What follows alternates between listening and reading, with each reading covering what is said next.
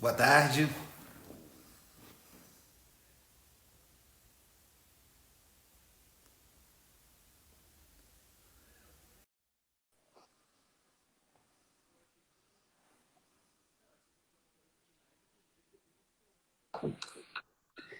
Boa tarde, Fábio. Boa tarde, Fábio. Como é que você tá? Tudo bom? Tudo ótimo. Hoje é a dupla de Fábio aqui, hein? Não é? Que coisa boa, né? Dupla interestadual, né? Pois é. Olha, tá entrando muita gente aqui, muita gente querida, hein? 15 pessoas já. Kelly Rurbach, Micaela Dutra, Ana Carolina Fragoso, Thiago Aires, Paola Fico, Cristiano Lomba, Norton Ney, Cristiano Machado, meu sócio, irmão querido, Ernesto Troll, Eduardo, eu não sei como é que pronuncia, se é Whale ou Vale,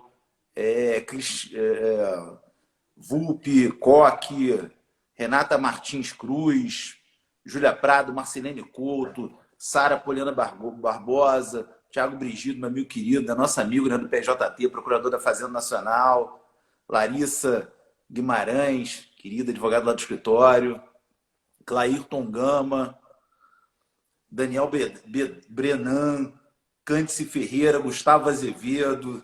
Estamos chegando aí às 25 pessoas. Eu só estou mandando aqui no WhatsApp avisando para as pessoas que a gente está entrando, né? Esse mundo digital aqui é tudo muito assim, né? É na hora. Muito. É verdade, verdade. Mas o pessoal tá embalado aí. O pessoal tá Não chegando é? de uma só vez. Que bom. Verdade. Gustavo da Gama, professor da UERJ, Helena, nossa amiga do PJT, Caio Manhães, também nosso amigo do PJT. Muita gente querido. É, o pessoal Né? aí da pesquisa de vocês aí do PJT é bem participativo, né? Ontem É, eu é. assisti.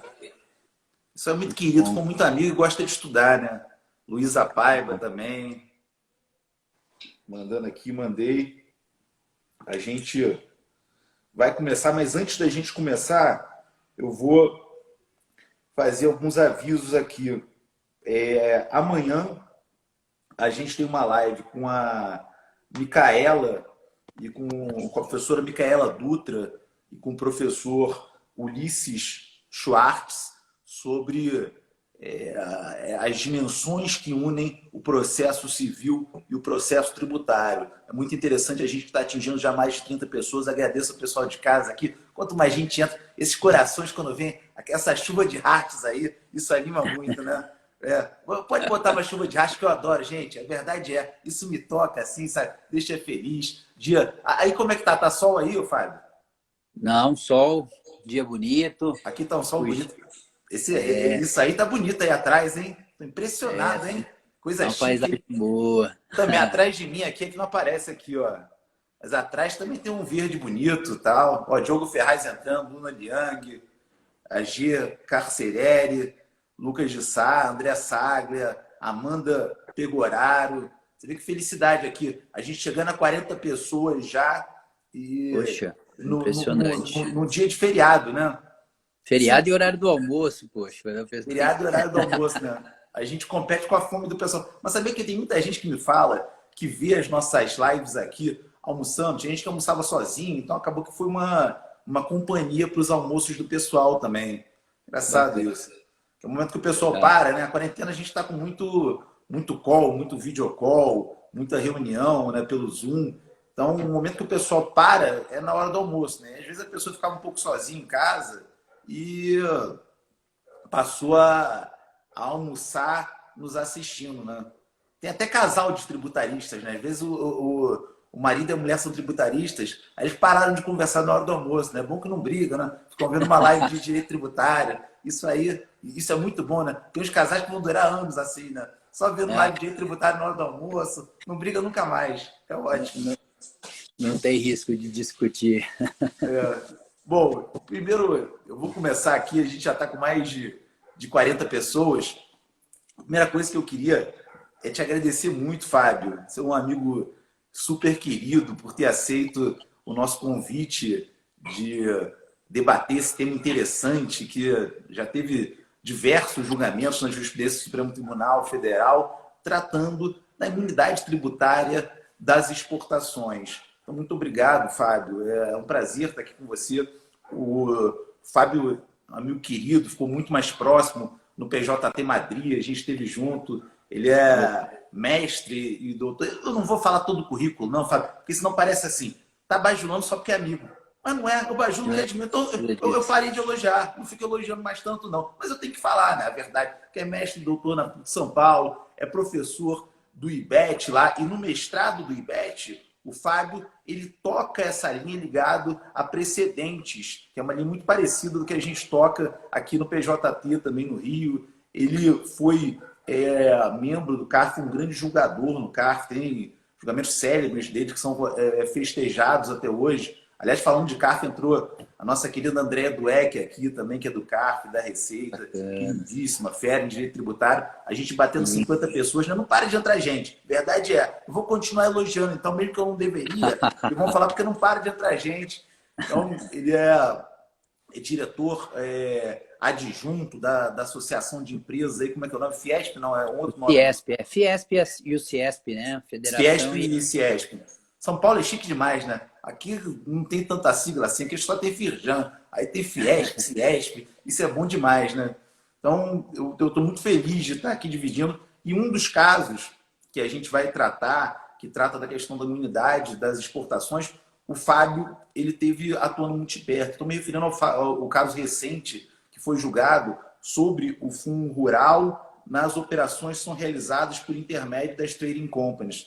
Foi julgado esse ano ainda e que, salvo engano, hoje termina o julgamento no plenário virtual do desembargo de declaração, né? Mas é o que era a vamos previsão, aguardar. né? Então, teve uma sustentação oral fabulosa. Então, estou muito feliz aqui de estar com o Fábio. Entrou o Guidoni aqui também. Guidoni também, acho que foi do CARF, né? Não sei se vai ser Sim, amiga. contemporâneo.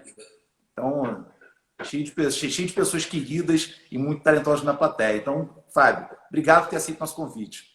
Pois é, obrigado. Eu que agradeço, Fábio, ao convite seu, do Ernesto, do PJT.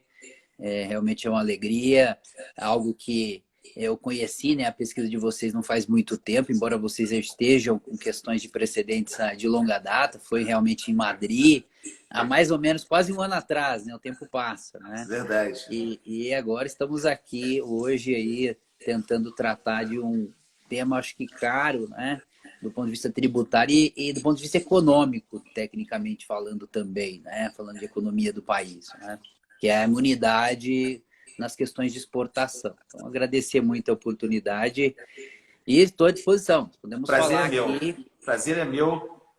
Só para situar o pessoal em casa, o que a gente combinou aqui na live de hoje? A gente vai ter 4 grandes blocos, e nesses 4 blocos a gente vai abordar o seguinte. No primeiro bloco, a gente vai tentar introduzir as pessoas que não estão tão no dia a dia, trabalhando com esse tema, no tema em si. Então, a gente vai tentar explicar um pouco como é que vem essa imunidade das receitas de exportação dentro da Constituição, sobretudo no artigo 149. Essa introdução rápida, só para situar as pessoas no tema.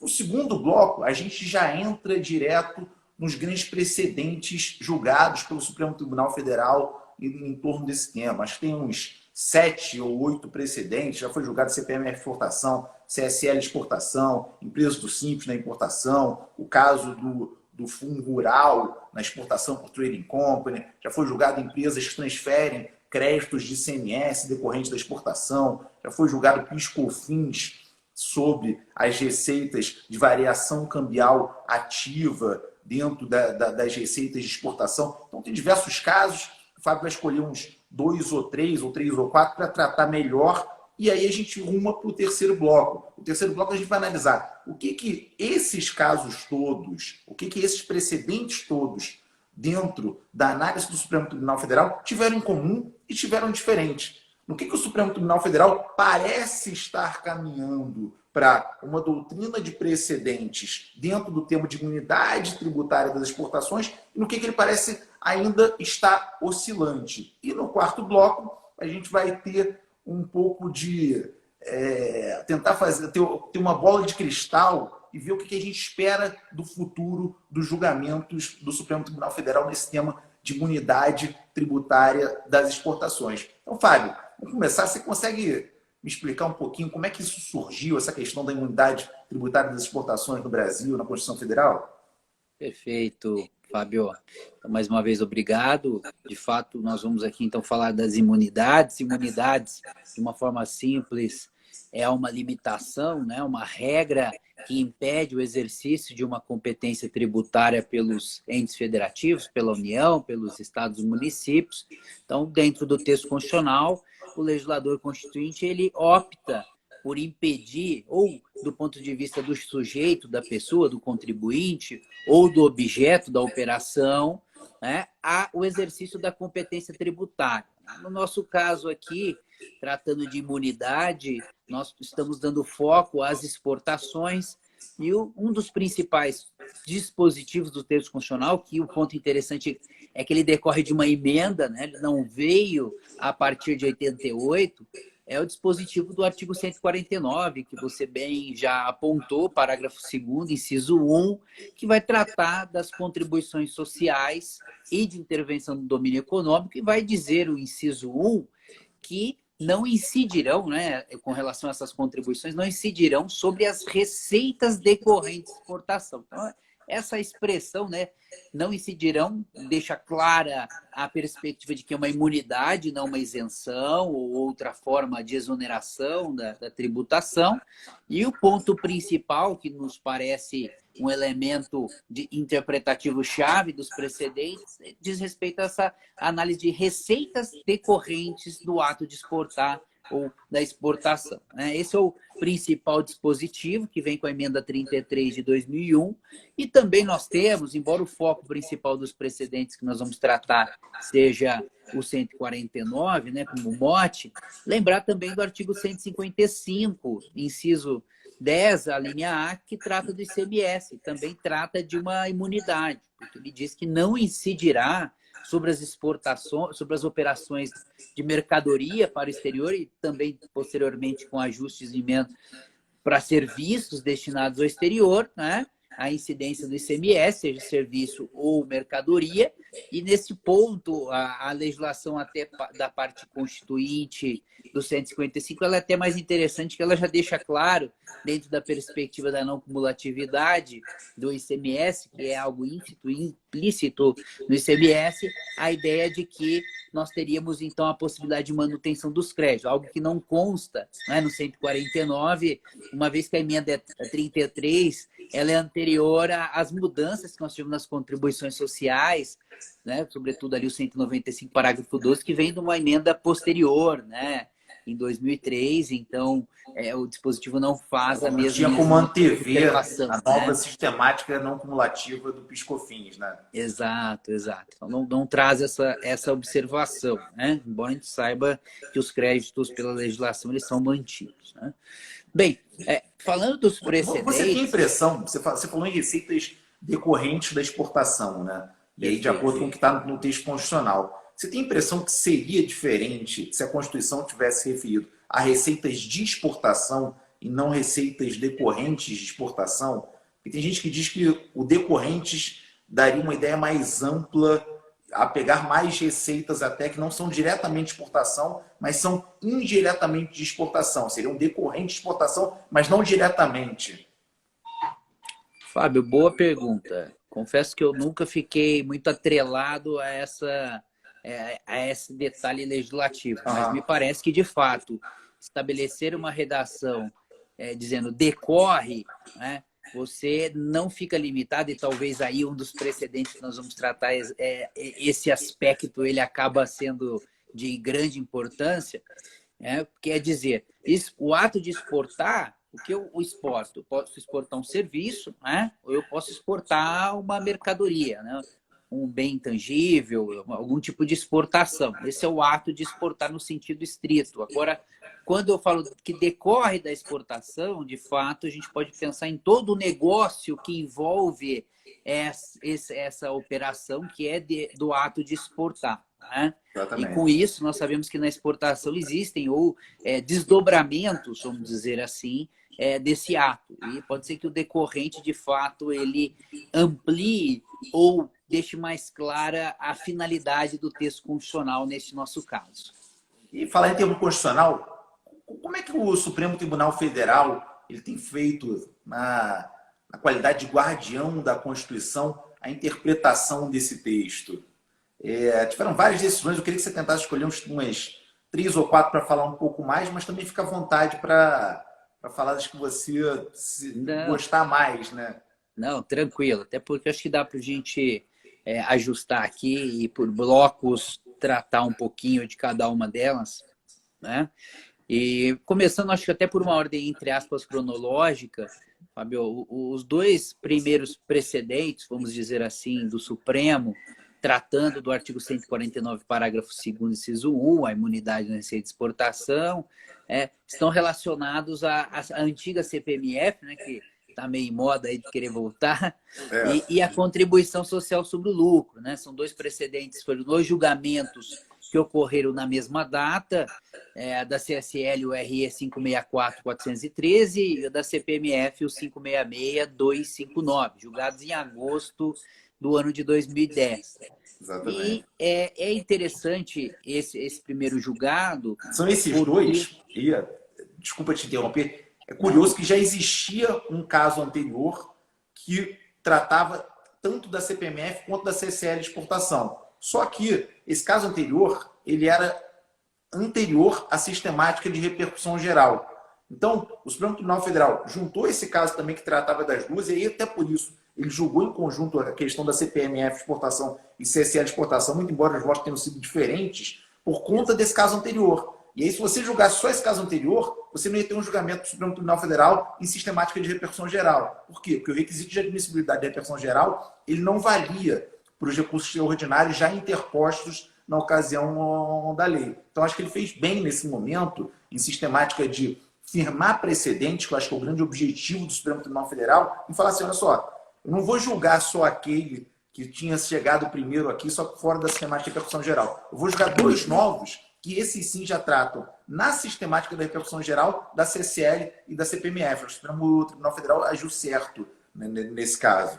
Mas fala dos casos, desculpa. Não, mas boa lembrança aí, legal, obrigado. E falando dos casos, então, esses dois casos mencionados, eles discutiam, né, a amplitude exatamente do ponto que a gente começou a falar, do 149, que é analisar a interpretação do inciso quando trata de receitas decorrentes de exportação, né? Qual que é o mote principal? Aqui nós estamos tratando de dois tributos, duas contribuições, uma contribuição muito atípica, que foi a CPMF, né, sobre a movimentação financeira, e a já conhecida contribuição social sobre o lucro, que é uma contribuição social do 195. E aí, o grande ponto do debate diz respeito à amplitude desse dispositivo constitucional, uma vez que as duas contribuições elas não teriam como fato de incidência, o fato gerador ou a regra matriz, não é? A hipótese de incidência, seja como a gente queira denominar, a expressão receita, né? Embora existisse exportação, esse ponto em si não foi o grande debate, ou seja, o ato de exportar, né? Mas sim o que efetivamente se poderia entender por receita. Mais do que isso, né? Essas duas decisões elas têm um grande relevo na forma de interpretar também esse dispositivo do ponto de vista da própria essência de imunidade de exportação. Eles discutem um pouco isso, um pouco não, né? Discutem significativamente esses aspectos, até na emenda de contribuição social isso fica muito claro, com relação de que forma interpretar, principalmente em uma relação sistemática com o artigo 195. Por quê? Porque nós estamos a tratar aqui de contribuições sociais, onde existem outros princípios que norteiam, né, tais tributos, que é a ideia de solidariedade, universalidade, e isso também foi um ponto que influenciou nesses julgamentos cujo placar foi aí apertado, né? Sobretudo falando da contribuição social sobre lucro, que ela claramente é uma contribuição social. A CPMF tinha ainda um desdobramento um pouco diverso por esse ponto e até pela parte da incidência. Mas o que a gente pode extrair de ponto importante dessa discussão? Fábio, aí, fica à vontade para me interromper. Eu acho que a essência desse debate é isso. discutiram... Julgamento é um negócio interessante. Depois eu vou falar uma curiosidade da votação dele. Conclui que eu já falo. A votação aí eu vou deixar para ti, então, esse ponto. Mas alguns aspectos importantes. O que entendeu o Supremo Tribunal Federal? Houve uma interpretação restritiva da imunidade, esse é um ponto importante, apesar de nós termos por hábito dizer a imunidade tem uma interpretação ampla, finalística, não é? E os ministros ali não tinham dúvida de que a imunidade busca exonerar as exportações. De certo modo, eles se apegaram de forma restritiva à interpretação da expressão receita. Ou seja, eles avaliaram a expressão receita à luz da ideia de competência tributária. E quando nós vamos para o artigo 195, onde constam as hipóteses, né, os aspectos econômicos e a forma de exercer a competência tributária, nós temos dois núcleos significativos diferentes, que é a receita e faturamento, e, por outro lado, o lucro, né? O 195 traz essas delimitações. E os ministros entenderam, por um ponto de partida, que não caberia uma interpretação ampliativa e sim restritiva, né? Reconhecendo que esses núcleos significativos, lucro, que seria a contribuição social, e as outras, como o PIS, COFINS, que é receita, seriam distintos e que o legislador constituinte não buscou atingir todo e qualquer fato econômico relacionado a uma receita num sentido amplo, né? E aí, essa interpretação se deu também alinhando essas premissas com o fato de que eles entenderam que outros princípios norteadores das contribuições deveriam ser levados em consideração, ou seja, a solidariedade. Eu não posso também dar uma amplitude a ponto de qualquer fato econômico que a receita influencie na apuração, porque, de fato, o lucro de uma pessoa jurídica é a receita, né? Menos despesa, a questão de adição, exclusão, compensação, base de cálculo negativo, mas a essência é a receita que entra, né? Que ingressa no patrimônio daquela empresa. Então, fizeram um contraponto muito grande de 149 com 195, né? Exato, né? À luz da solidariedade e principalmente dos aspectos da competência tributária, né? Dizendo que receita é diferente de lucro, e se apegaram efetivamente numa interpretação restritiva a esses aspectos, né? Sobretudo por dizer que o que se busca imunizar não é o sujeito, e sim o objeto, né? A receita em si, e não quem exporta, né? Então, foram os pontos principais. O que eu acho incrível nesse caso, Fábio, e aí puxando a sardinha um pouco para o lado da teoria do precedente, dessa análise que a gente faz de formação do precedente, o que eu acho curioso o julgamento estava empatado em 5-5. O julgamento da CSL de exportação foi de 6-5 e o julgamento da CPMF de exportação foi de 9-2. Com ministros diferentes votando a favor e contra contribuintes, que é engraçado, com argumentos diferentes, com ministros diferentes. E dentro desse 5-5, o julgamento não tinha terminado porque o ministro Joaquim Barbosa ele estava de licença médica. Curioso foi o seguinte, o ministro Joaquim Barbosa ele volta, julga esse caso e torna a voltar de licença médica. Ele só voltou para julgar esse caso. Eu não estou fazendo juízo de valor, não. Eu só achei esquisito isso. E dentro de uma sistemática de formação de precedentes de um tribunal, como é que funcionam as votações no mundo? Você pode ter uma votação, sei lá, para prefeito, governador, presidente, que eu, presidente, eu, de repente votei na mesma pessoa que você votou, eu, de repente votei em outro, mas a gente não debate para chegar a uma conclusão, o que vai ser melhor. Um tribunal, ele não vota desse modo, pelo menos não deveria votar desse modo. O tribunal, ele não deve ser uma reunião de opiniões estanques de julgadores. E nesse caso, como demorou a julgar, o ministro Joaquim Barbosa, por exemplo, que foi o último a votar, ele não ouviu ninguém falando. Ele não discutiu com ninguém sobre aquele caso. E isso que me chama muita atenção. O ministro Eros Grau, ele já tinha se aposentado quando terminou o julgamento. O ministro Carlos Alberto Menezes de Direito, ele tinha morrido quando terminou o julgamento já. Então, era uma outra composição do tribunal até.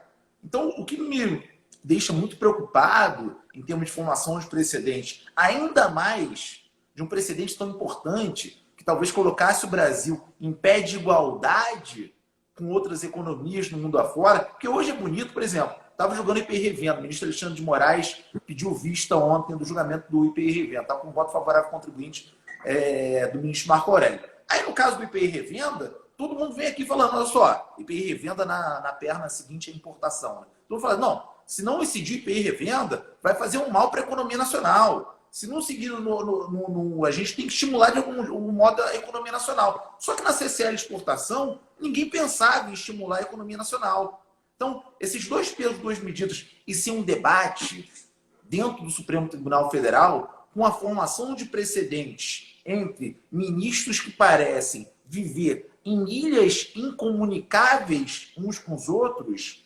dificilmente a gente vai ter uma segurança, que é o que a gente quer no final. Uma corte de precedentes não serve para nada além do que dar segurança aos jurisdicionados e aos próprios tribunais.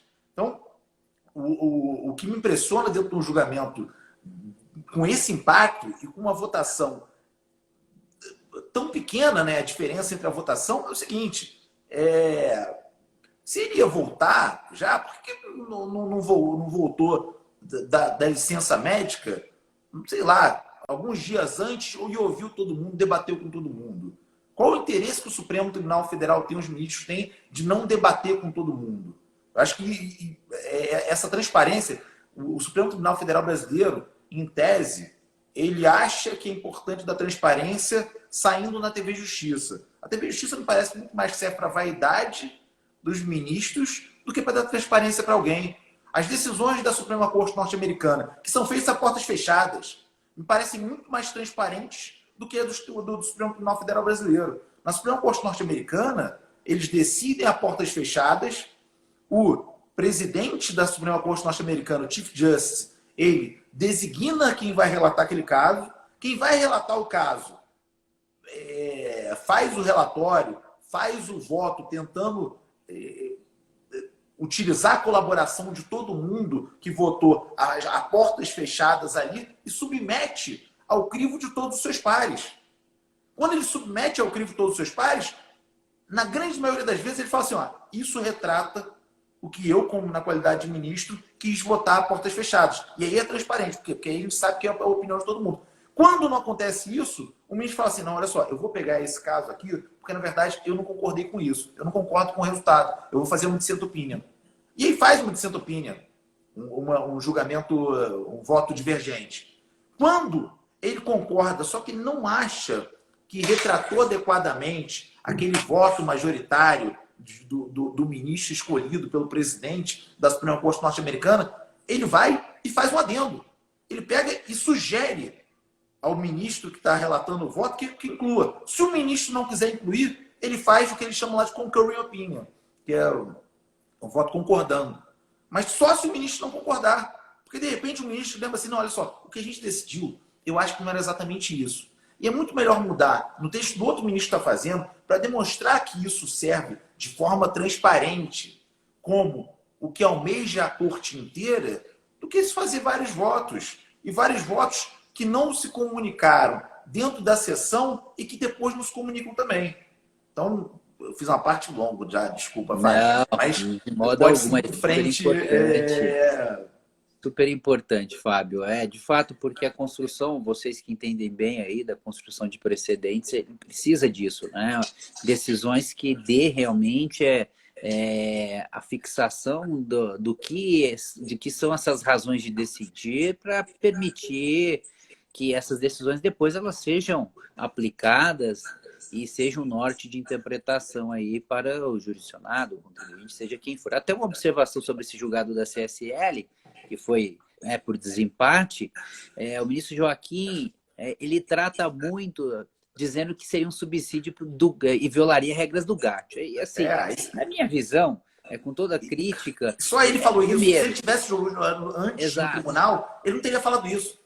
Exatamente, perfeito ponto, perfeito. E assim, um ponto que não é significante, porque não é algo que está na Constituição. A Constituição não tutela isso, tutela as receitas de exportação. Se há violação de GATT ou não, é um caso à parte, uma discussão de comércio internacional, e não de texto constitucional, que é o foco do Supremo Tribunal Federal, principalmente falando de contribuição social sobre o lucro, que não é um tributo que existe em outros países, né? Não estamos falando de imposto sobre a renda, não estamos exonerando imposto sobre a renda, e sim social sobre o lucro, né?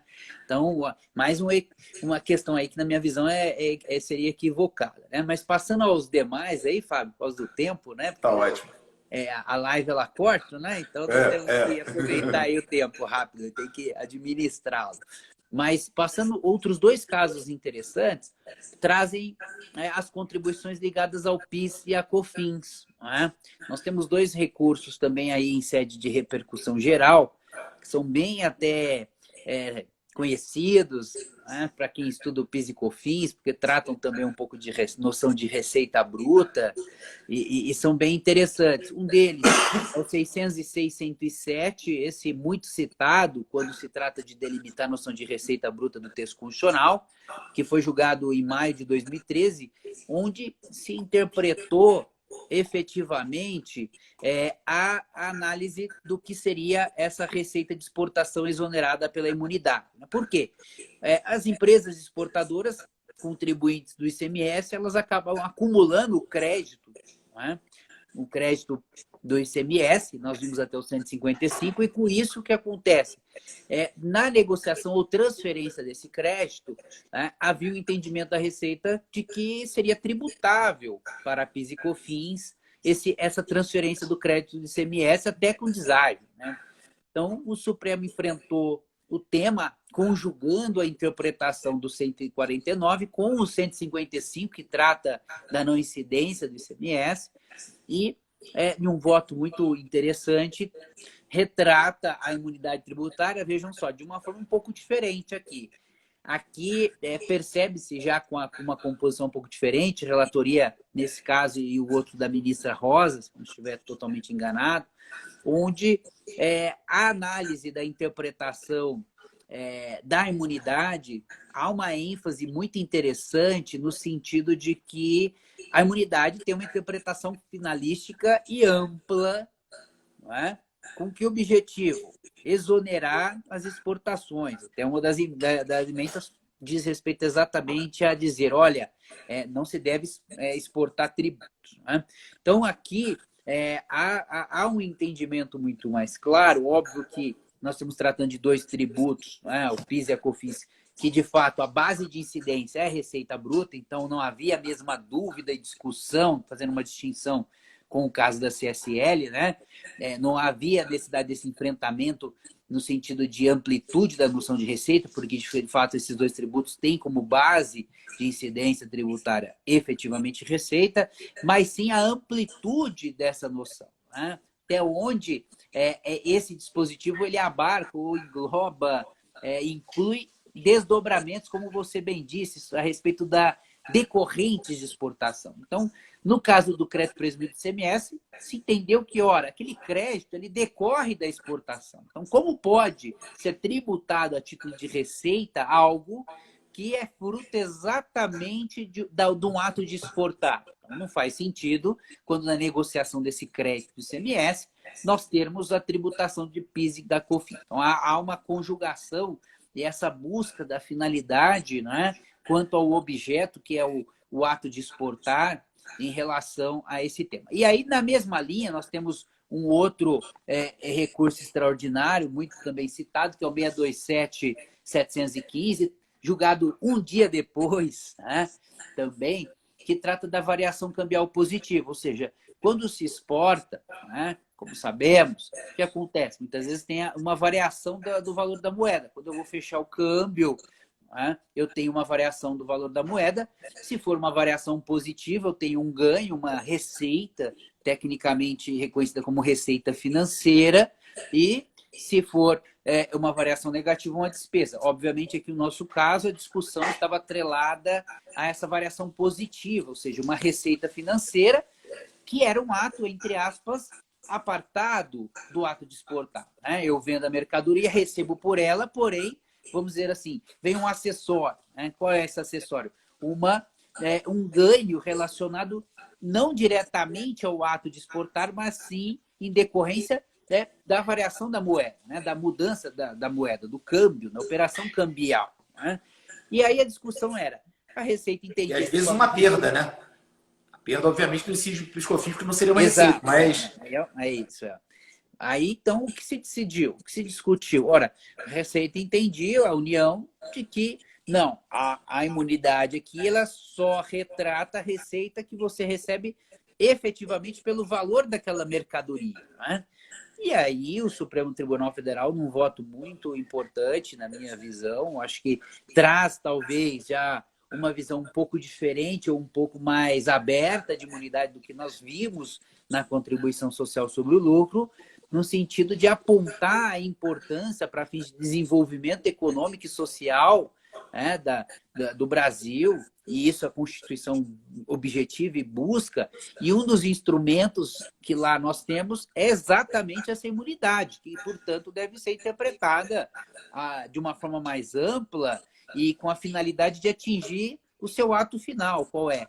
Exportar, receber reservas, né, do exterior. Então, prestigiar o ato na economia nacional de buscar o exterior e, com isso, trazer receitas para o mercado interno, para o Brasil. Então, deixa claro esse voto, na minha visão, essa interpretação teleológica, finalística, de atingir efetivamente, né, a exoneração do que for relacionado a exportar. Então, aquela questão que você bem disse, Fábio, do decorrente, aqui ela faz diferença. Né?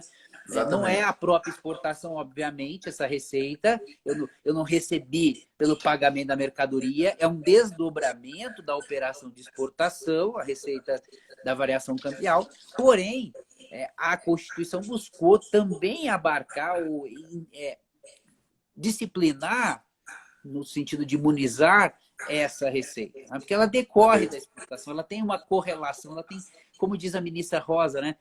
Tudo que for decorrente ou que tenha causa à exportação, não necessariamente o mero ato em si, mas o que tem causa e se relaciona a ela. Não necessariamente a causa imediata, mas pode ser a causa imediata também, né? Exato. Nós vamos talvez chegar a ter daqui a pouco. E mesmo na do Fundo Rural, que eu queria que você falasse também com a gente, porque você atuou diretamente, a Trading Company ali talvez desse uma noção também que não é diretamente, é indiretamente, mas é decorrente também, né? Como é que foi o caso da Fundo Rural, Fábio? Ótimo, Fábio. Aí eu acho que você já conseguiu fazer esse link e essa correlação com os precedentes ela é importante, porque esses dois que nós acabamos de comentar a respeito do PIS e da COFINS, variação cambial e o crédito presumido, eles influenciaram muito nesse julgamento do Fundo Rural. Né? O Fundo Rural, só para quem não sabe, algumas atividades, sobretudo ligadas ao agronegócio, agroindústria, produtor rural pessoa jurídica, eles não recolhem sobre a folha como regra, né? Como todo mundo, os 20% sobre a folha, RAT, em substituição, nós temos uma contribuição sobre a receita bruta da atividade, né? Como se fosse uma CPRB, só que mais antiga, né? Mais antiga e ligada, vamos dizer assim, ao agro, né? Ao agro, setorial. Aí eu estou puxando um pouquinho para mim aqui. E aí, em relação a essas contribuições, existe na Instrução Normativa 971, já existia na anterior, uma vedação dizendo que somente haveria isenção, né, as receitas na exportação direta, ou seja, o produtor rural, a agroindústria, que ela já realizasse de forma direta a exportação sem utilizar de qualquer outro instrumento que a legislação permite. E aí a discussão ora, e quando eu faço uma exportação me valendo exatamente de atores que funcionam com essa finalidade, né? Que é a Trading Company, que é a empresa comercial exportadora, que, apesar da estrutura ter algumas diferenças, na prática elas são reconhecidas com a mesma finalidade, com a mesma atuação, né? Então, se discutiu muito exatamente do ponto de vista da expressão decorrente, até onde a imunidade ela permite a exoneração desses casos. Também aqui não havia dúvida sobre receita, porque o Fundo Rural incide sobre receita, então diferente da CSL, mas a questão era um pouquinho diferente, já não era um ato a posteriori que tinha como causa a exportação com uma variação cambial, né? aqui é um ato anterior, ou seja, eu vendo no mercado interno, porém, o ato que eu faço de início, a sua causa, tem como perspectiva o quê? O ato de exportar, né? E aí, só que eu não faço isso exatamente de forma direta, mas indireta. Eu me utilizo de pessoas jurídicas que têm exatamente essa função, né? Exportar. Então, eu vendo com fins específicos de exportação para uma trade, para uma empresa comercial exportadora, e essa faz o ato final de exportar, vamos dizer assim, o desdobramento efetivo a isso. E a discussão era se também poderia aplicar o artigo 149. O que o Supremo entendeu e o que ele traz de importante?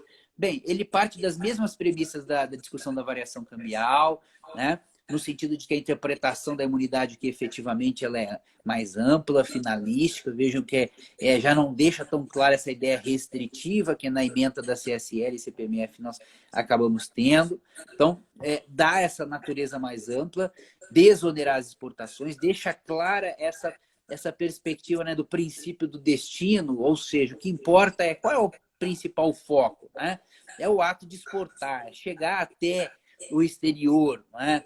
Chegar ao produto nacional no exterior. Então, houve essa análise, mais do que isso, algumas regras hermenêuticas básicas, mais importantes, quando se trata de interpretar uma imunidade que não deve ser da forma restritiva. Por exemplo, dizer que não houve uma distinção do texto constitucional entre exportação direta e indireta. Ou seja, sendo o ato de exportar, deve ter uma proteção do texto constitucional quanto à regra imunizante. Então, se o intérprete, se a lei não distingue, né, como se fala, não cabe ao intérprete distinguir. Então, um ponto importante. E outro ponto ficou mais, na minha visão, assim, claro, e a ênfase dentro dessa perspectiva, que é, de fato, o incentivo à exportação como um ato de desenvolvimento da economia nacional. Né?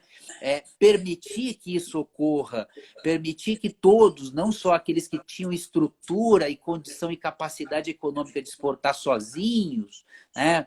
Porque tem know-how, porque tem condição econômica, tem estrutura aqui, lá fora, e conseguem fazer essa operação, mas também aquele pequeno empreendedor, produtor rural, agroindústria, seja como for, né, que também tivesse esse acesso à exportação e essa operação também fosse exonerada, até por uma regra de igualdade. A causa é nobre, né, Fábio? São duas causas nobres, né?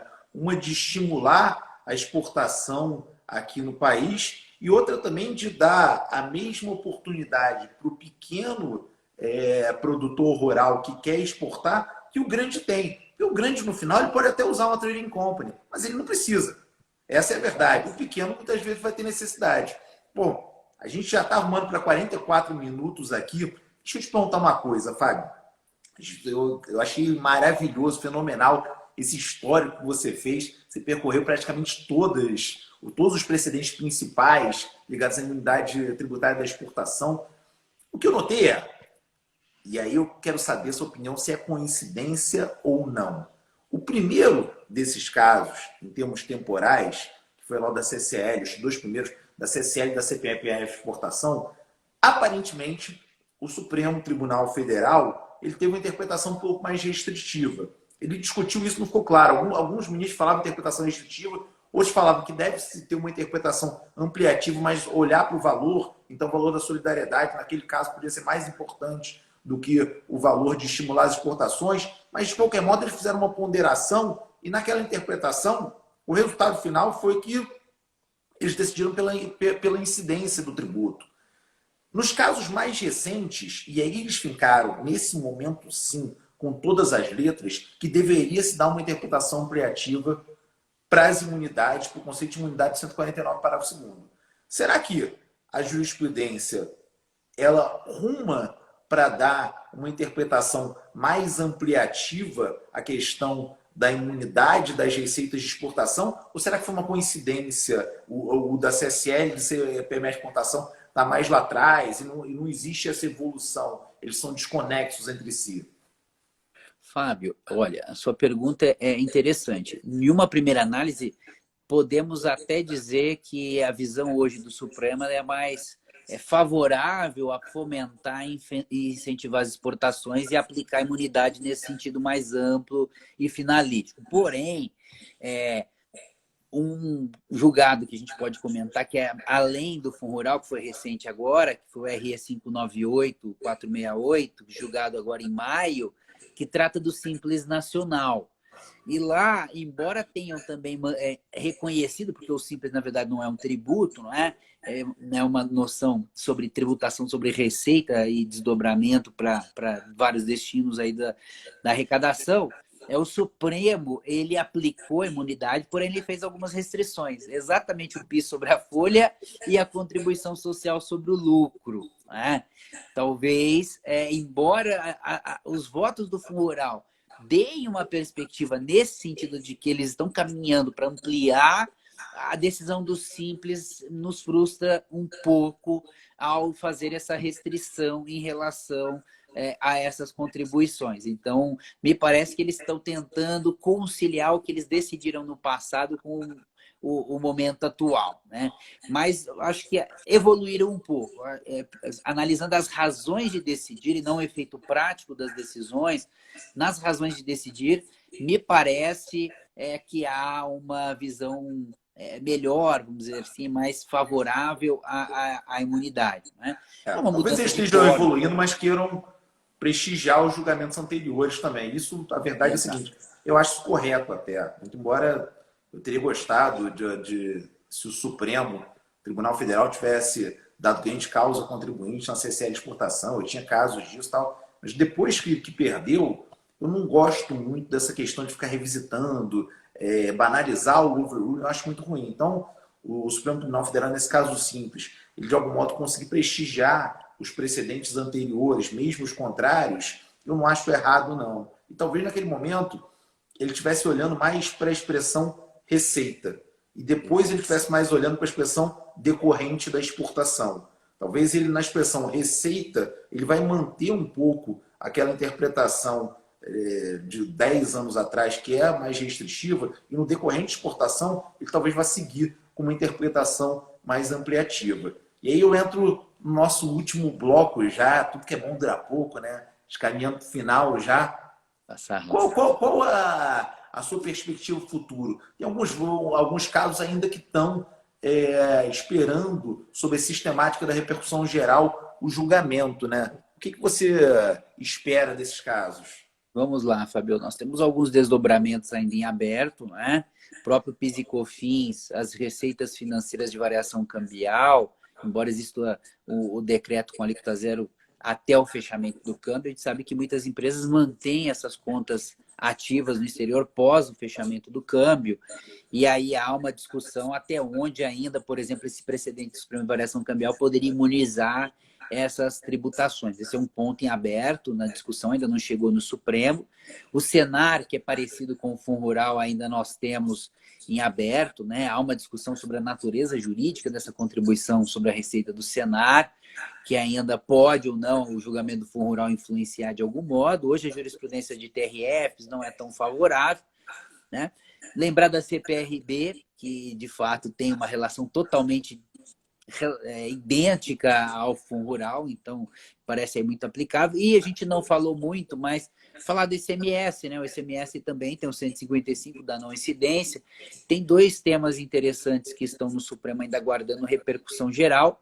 Um diz respeito ao ativo e a possibilidade, na verdade, não é de não incidência, mas quando você adquire o ativo e tem receitas de exportação, né, a Constituição fala que você pode manter o crédito dessa operação. Então, o crédito proporcional a esse ativo, onde a empresa exerce atividade e relacionada a receitas de exportação, né, vende mercadorias para o exterior, até onde esse crédito de exportação poderia ser mantido, é o RE 662-976, do ato de questão do ativo. E a outra, mais, na minha visão, interessante, diz respeito à exoneração da cadeia nas operações de ICMS, da venda de mercadorias, onde há uma discussão do ponto de vista das embalagens ligadas a essas mercadorias destinadas à exportação. Né? Então, a amplitude do 155 aí no RE 639-352, que trata exatamente dessa amplitude. Lembrando que, por exemplo,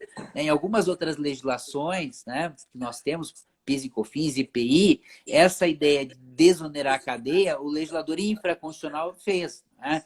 Nós temos hoje que o preponderante exportador, aquele que compra insumo, embalagens destinadas à exportação, tem uma regra de suspensão. Quem vende mantém crédito na não cumulatividade. Se aplica ao IPI, essa medida também. Não é? O próprio serviço de frete, transporte ligado à exportação, para os preponderantes exportadores, nós temos legislação também que dá a suspensão nesse frete. Então, há legislações infraconstitucionais que tratam. Mas aqui a análise do 155 e se a própria Constituição imuniza, né? Não depende de um ato do legislador criando outras metodologias para incentivar e fomentar as operações destinadas Esse do à ICMS exportação. é só de embalagens? Na verdade, assim, Ou era qualquer insumo? não Fiquei está na muito dúvida. claro. Não Que está eu muito lembro claro, aqui, né? não está muito claro, mas quem recorre é o setor, é uma empresa ligada ao setor de Setor de embalagem. embalagens, né? Mas me parece que não se restringe necessariamente à embalagem. Tá? Na minha leitura, Para outros até insumos porque, também poderia valer eventualmente no futuro.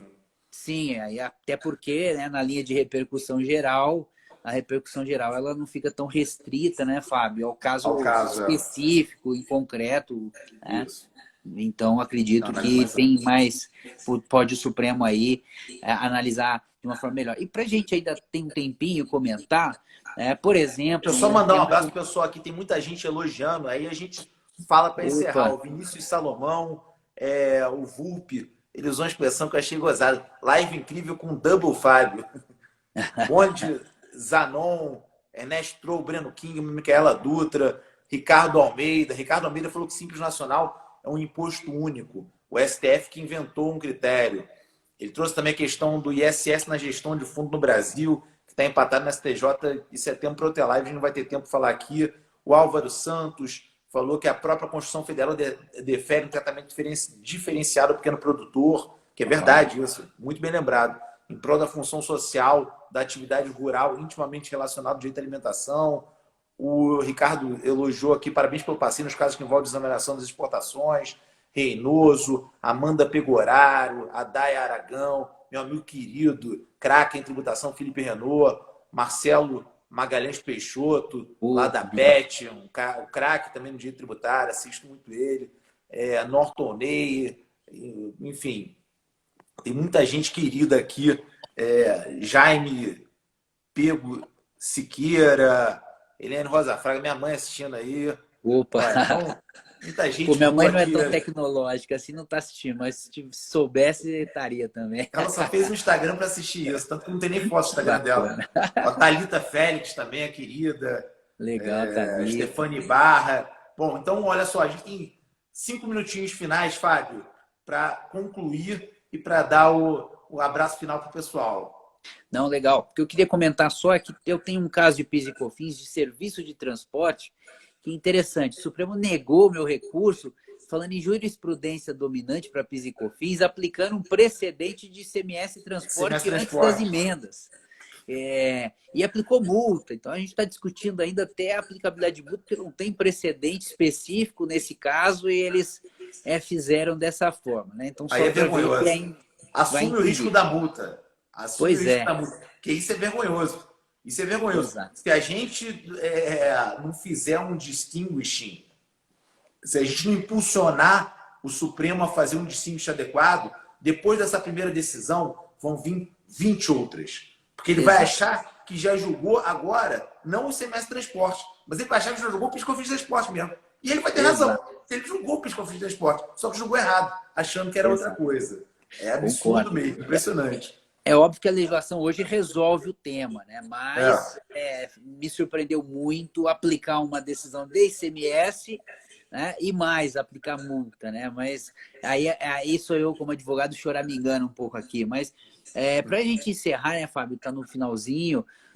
Do ponto de vista geral, me parece que, apesar das críticas que nós aqui em algum momento fizemos, sobretudo por força da decisão na contribuição social sobre o lucro, ainda o Supremo tem andado bem nas suas razões de decidir, tentando privilegiar, assim, no sentido não ruim da palavra, mas é fomentar, dar garantia, concretizar exatamente o texto constitucional quando trata das receitas decorrentes de exportação e a imunidade, né? Então, me parece que ainda, por mais que alguns pontos ficaram ainda desatados, alguns nós, né, como a contribuição social sobre o lucro, e diga-se de passagem, né, eu não vi uma discussão distinguindo lucro real e presumido, porque no presumido, pensando principalmente agora que PIS, COFINS, tudo, a noção de receita bruta vem da lei do imposto sobre a renda, né, do decreto-lei, como ficaria, né, essa questão vendo sob essa perspectiva legislativa hoje?